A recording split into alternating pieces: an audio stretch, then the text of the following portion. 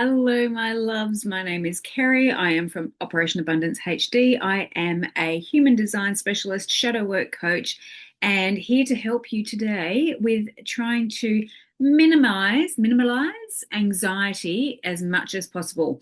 Now, some of us have a little bit of anxiety. Some of us suffer from a lot of anxiety. Hopefully, this simple flow chart that I'm going to provide to you today will help you to understand what anxiety is and how to bring it down several thousand notches. Okay, so let's just talk about what anxiety is to start off with, because sometimes when you can sort of see the monster under the bed and you can see it for what it is, it ain't quite so scary anymore. So, anxiety is a feeling of worry, nervousness, or unease about something with an uncertain outcome. Why am I looking over here? Because I've got it written on my other screen. It's about worrying about an outcome that you're not quite sure what the outcome's going to be, right? It's intense, excessive, and persistent worry and fear about everyday situations. Now, that's very important to remember, okay? We think it's about uncertainty, but it's actually not. We think we're worrying about something that we don't know what's going to happen, so we stress and we worry about it. But what we're actually worrying about is the worst case scenario that we're imagining, that happening, and then us not knowing what to do about it or how to feel about it when that happens. So that's a little rundown of what anxiety actually is. So, from a physiological point of view, anxiety is our fight or flight response getting kicked in, right? Now, this fight or flight response was a brilliant idea of evolution when we were trying to outrun saber-toothed tigers and dinosaurs. It worked beautifully. But in this day and age, not too many dinosaurs or saber-toothed tigers running around trying to eat us. So, this whole mechanism of us needing to flee for our safety to get out of danger gets kicked in everyday situations. So the same system that saves us from saber-toothed tigers and dinosaurs actually kicks in when we open up our computer and see an email from our boss saying, I need to see you in the office tomorrow. Like, our body and our brain doesn't understand the difference between that emotional and psychological danger or actual physical danger of getting eaten by a saber-toothed tiger. So it becomes a problem because it's a bit bloody over dramatic, isn't it? For, opening up a laptop and getting an email from a boss, having this whole response happening.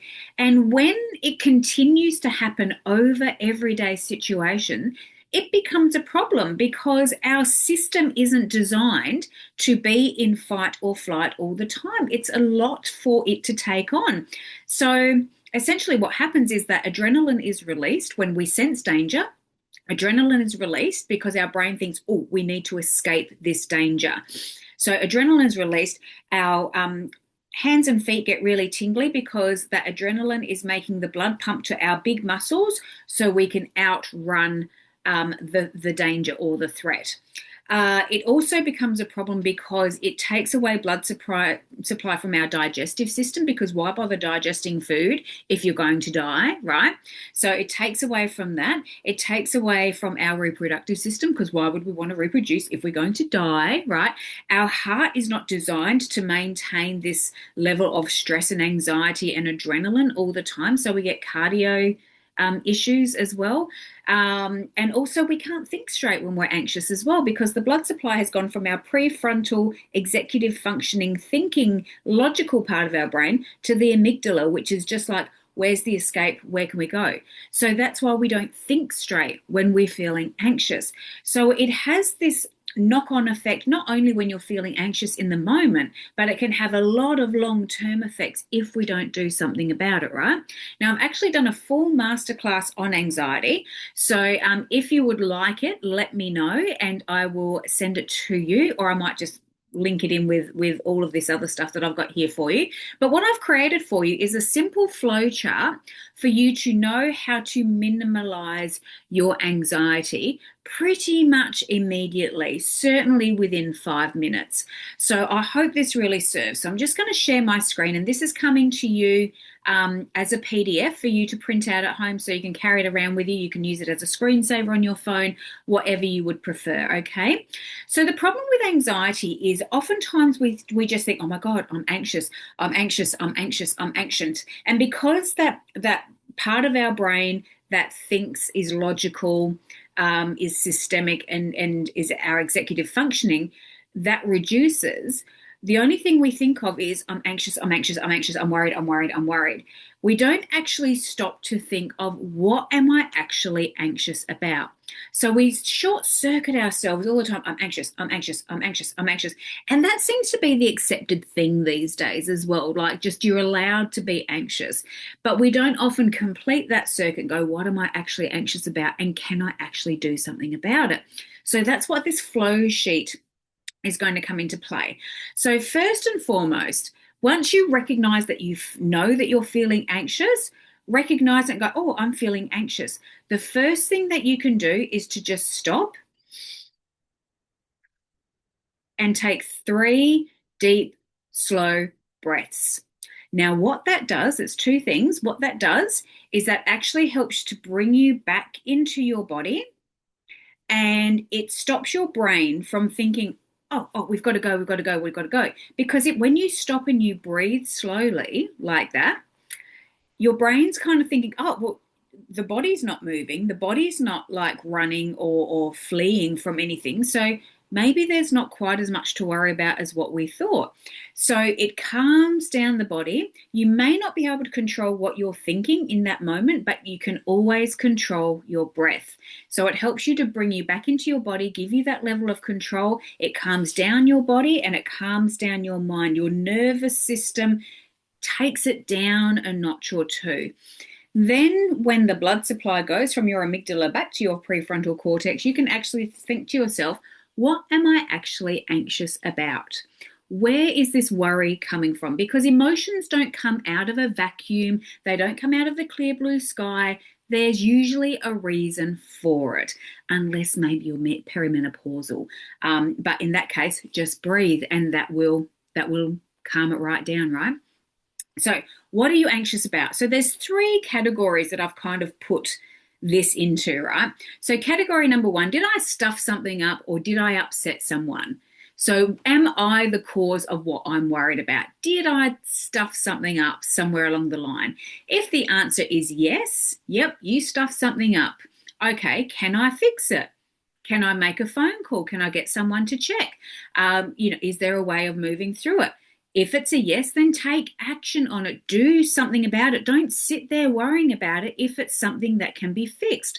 For example, if you've driven, down the street and you've gone, oh, did I shut the garage door? Chuck a U-turn, go back, check to see if the garage door's open. If you're going to be worried about it all day, it is not worth you being under that stress and anxiety for the whole day, worrying about if you've left the garage door open. Just chuck a U-turn and check. Or ring the neighbour, hey, can you just look out the window?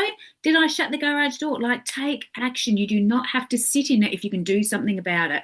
If you can't fix it, then just locate the anxiety in the body. I know for me personally, my anxiety sits right here in my solar plexus.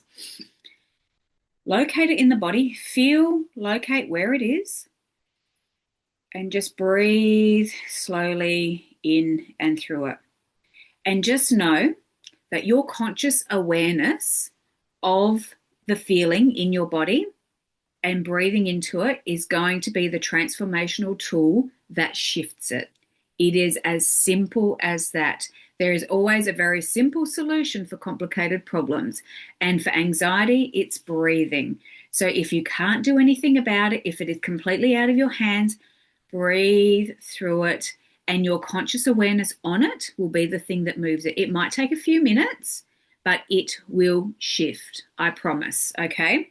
Next thing, What am I anxious about? Am I worried about a future event that hasn't happened yet? So, am I worried about something that's going to happen in a couple of days? I've got a big speech that I need to do. My child is going to make a decision about a car, and I think they're going to get something stupid and not something practical. Like, is it something in the future that hasn't happened yet? If the answer to that is yes, can you do something about it? Can you offer an opinion? Not that, it might not be up to you. Um, if the answer is yes, can you do something about it?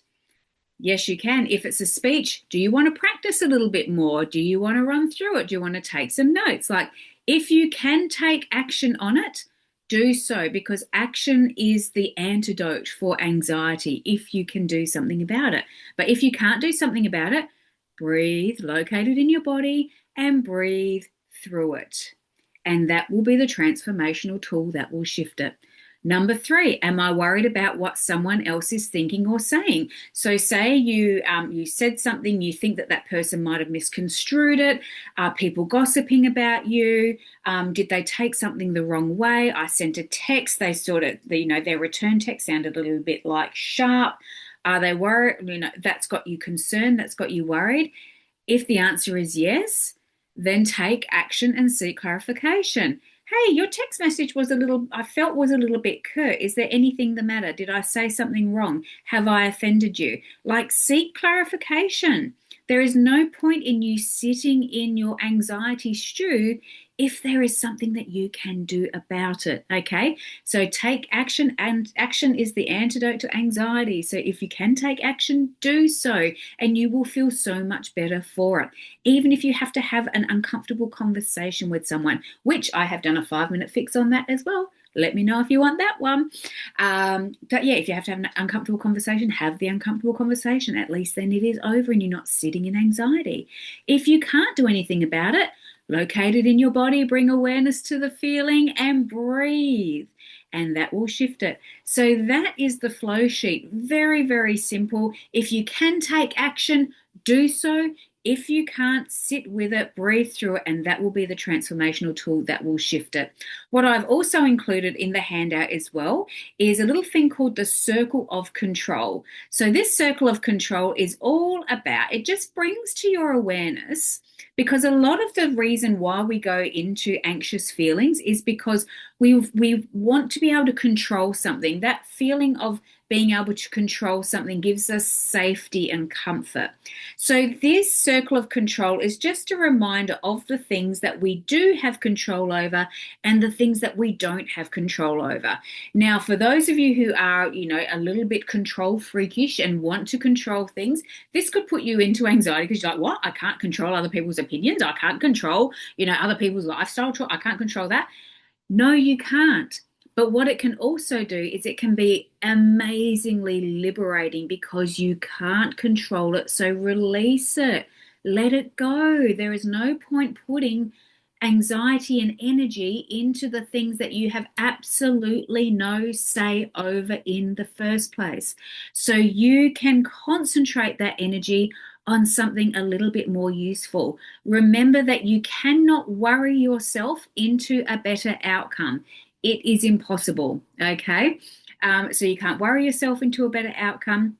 The only things that you can control is your thoughts, your feelings, your responses, your emotions, what you do with your time, what you do with your money, what you do with your energy, your beliefs, what you say, the words that come out of your mouth.